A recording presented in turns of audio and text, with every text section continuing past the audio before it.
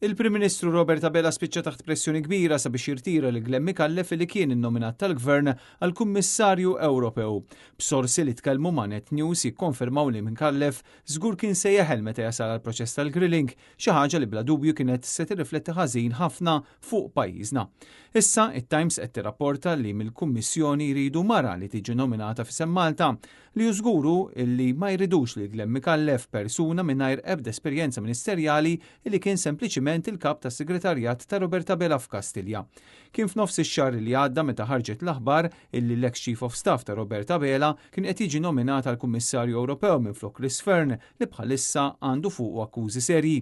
Glenn Mikallef tant kien konvint li se jibqa' sejjer bla problemi lejn Brussell illi fl-aħħar jiem kellu saħansitra laqgħat formali mal-MCSD.